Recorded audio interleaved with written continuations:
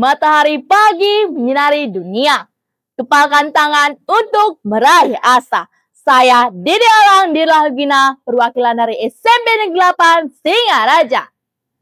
Pertama-tama, izinkanlah saya mengaturkan pangan jali umat. Om Swastiastu.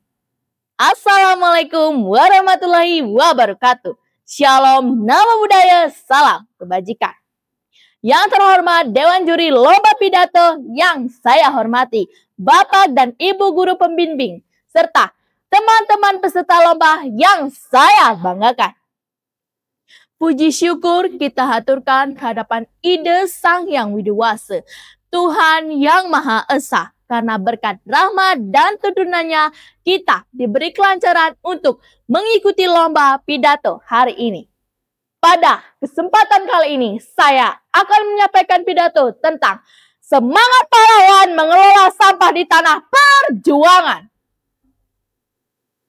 Hadirin sekalian, di momen Hari Pahlawan ini, kita mengenang perjuangan para pahlawan yang memperebutkan kemerdekaan Indonesia. Indonesia negara kaya, termasyhur sampai ke berbagai belahan dunia. Tanah Indonesia ini diberkati Tuhan sehingga rempah-rempah tumbuh subur dan alamnya indah. Namun, keindahan itu menarik bangsa lain menjajah dan mengeksploitasi negara kita tercinta. Syukurlah dengan pengorbanan keringat, darah, dan air mata para pahlawan, tanah air Indonesia kembali ke pelukan kita. Namun, seiring waktu berlalu, keindahan itu tidak berlangsung lama. Kali ini dieksploitasi oleh bangsanya sendiri.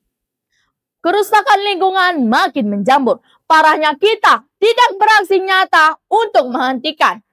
Padahal di atas tanah yang kita pijak ini, kita bergantung untuk hidup. Kerusakan lingkungan di Indonesia mencakup polusi udara, krisis sampah plastik, deforestasi, serta pencemaran sungai.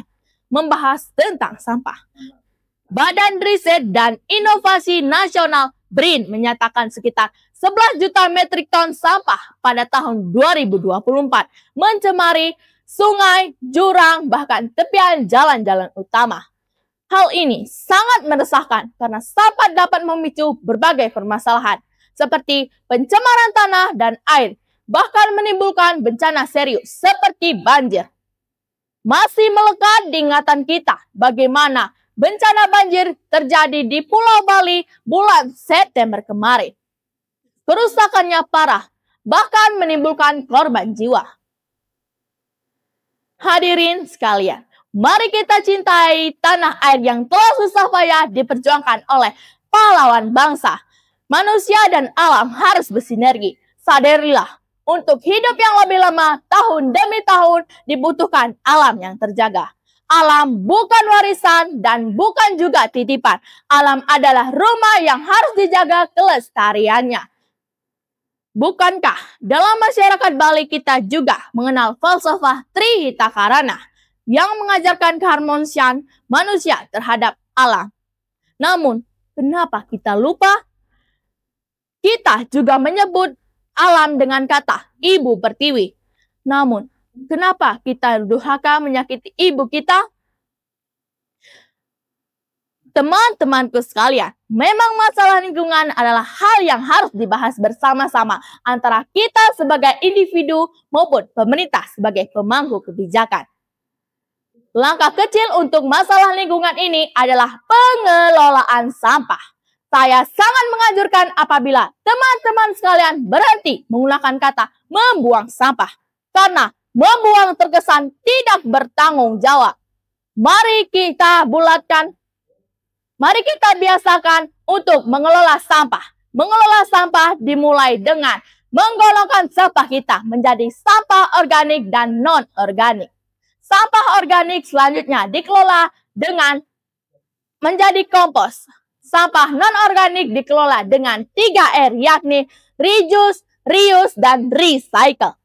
Konsumsi sampah non-organik bisa diminimumkan atau reduce, bahkan bisa digunakan kembali atau reuse.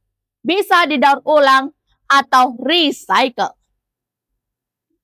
terlihat kecil, terlihat sepele, dan sering diabaikan.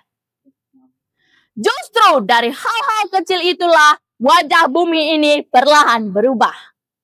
Baru-baru ini, pemerintah Provinsi Bali memperkenalkan tebe modern untuk pengobosan skala rumahan.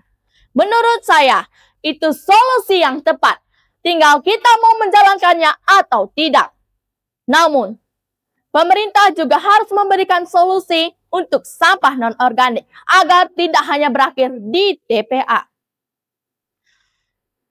Teman-temanku sekalian, disinilah jiwa pahlawan itu diuji. Apakah kita hanya ingin menjadi penonton di tengah kerusakan ini?